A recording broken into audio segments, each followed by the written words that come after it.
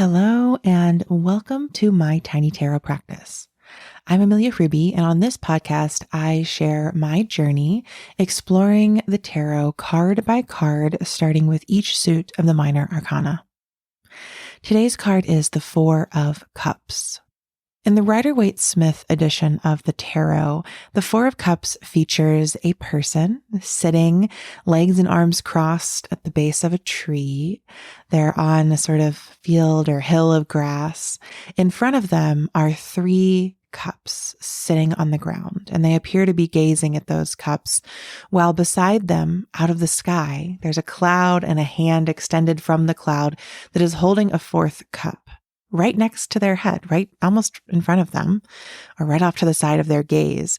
But this person is not looking at that cup. It's instead looking at the cups on the ground.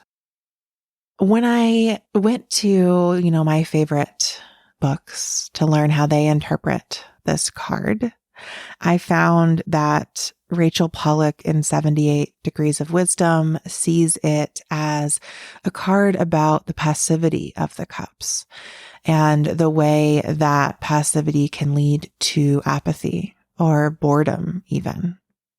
Similarly, Jessa Crispin interprets it as refusing to receive our revelation, as refusing to tend to the gifts that have arrived because they may not be what we expect. And I really appreciate Jessica Doerr's interpretation in her book, Tarot for Change, where she says that the Four of Cups is about, quote, the human problem that we've forgotten how to listen. I don't tend to interpret this card as one of such apathy, dullness, boredom. I think I overall have a generally uplifting view of the tarot, but I do think that within this card, we see someone who is shut down and who is perhaps being offered exactly what they need, and this cup extended divinely out of the sky. But instead, this person is focused on what they already have. And I don't think that has to be inherently bad.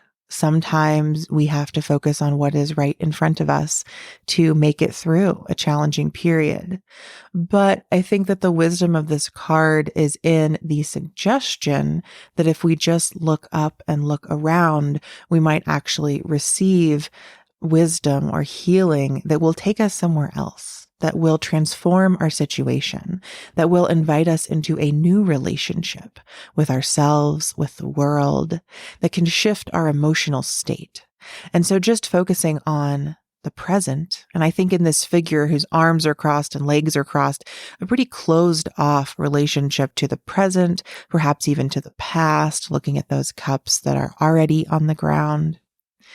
When we have that relationship to the world, we're not necessarily open to creative, innovative ways of thinking or of feeling.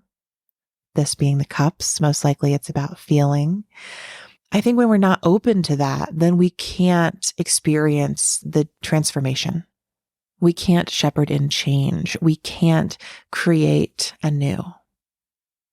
And again, not every moment has to be about that, but I think when I pull the Four of Cups in a reading, I'm always asking myself if I have shut down answers or ideas or possibilities or opportunities that might be right there if I just opened my eyes or shifted my gaze.